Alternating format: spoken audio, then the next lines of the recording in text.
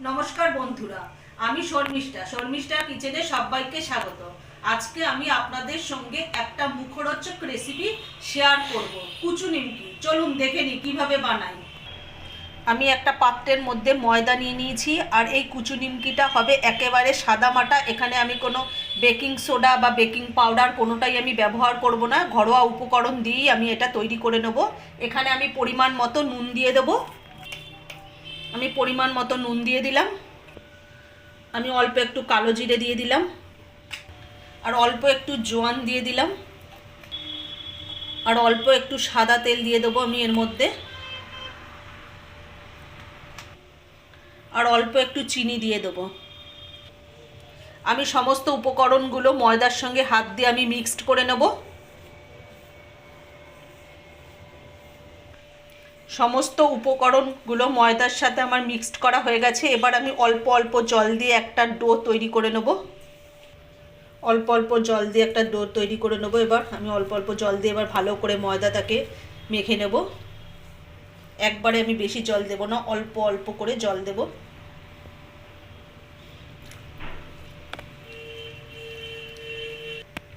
আধ ঘন্টা আমি এটা রেস্টে রেখে দেবো। ময়দাটা আমার আধ ঘন্টা বাদে আমি ফিরে এসেছি। এবার ময়দাটাকে আমি আরেকটু মেখে নেব ভালো করে। এবার আমি ডোটার থেকে লেচি কেটে নেব, বড় বড় করে একটু লেচি কেটে নেব।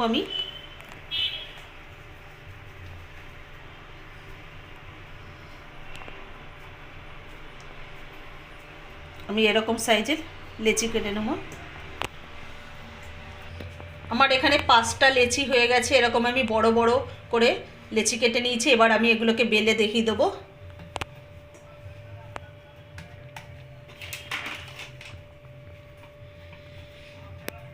আমি একদম রুটির মতো করে একটু মোটা মোটা করে বেলে নেব।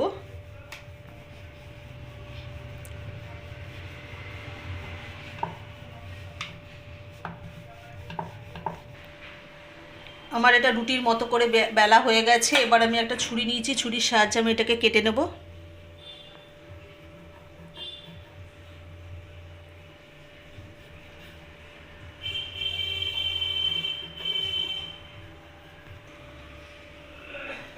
আমি এইভাবে ছোট ছোট টুকরো করে কেটে নেব আগে।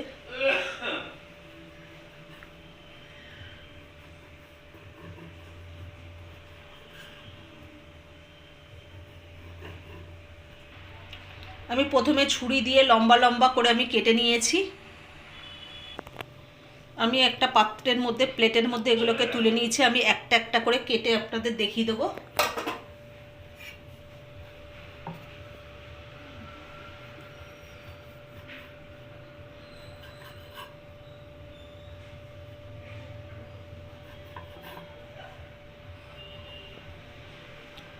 আমি একদম কুচু নিমকির মতো শেপ দিয়ে দিচ্ছি। আপনারা ইচ্ছে করলে চৌকোও করতে পারেন, কোনো অসুবিধা নেই। আপনারা আপনাদের পছন্দ মতো শেপ দেবেন। আমি এইভাবে লম্বা লম্বা চৌকো চৌকো করে কেটে নিয়েছি। আপনারা গোল গোল করেও কাটতে পারেন, আপনারা আপনাদের পছন্দ মতো শেপ দিতে পারেন। এইভাবেই আমি সমস্ত কুচু নিমকিগুলোকে আমি কেটে নেব। আমার সমস্ত কুচু নিমকি এরকমভাবে তৈরি করা হয়ে গেছে। এগুলোকে আমি এবার ভেজে নেব। আমি গ্যাসটা ধরিয়ে দিলাম, তেলটা গরম হয়ে গেছে। আমি কুচু নিমকিগুলো অল্প অল্প দিয়ে ভেজে নেব। আমি একবারে সব দেব না, অল্প অল্প করে ভেজে নেব। প্রথমবারের কুচু নিমকিগুলো লাল লাল করে ভাজা হয়ে গেছে। এগুলোকে আমি তুলে নেব। দেখুন কত সুন্দর খাস্তা হচ্ছে, কত আওয়াজ। প্রথমবারের কুচু নিমকিগুলো আমার নামানো হয়ে গেছে। দ্বিতীয়বারের কুচু নিমকিগুলো আমি কড়াইতে দিয়ে দিচ্ছি অল্প অল্প করে।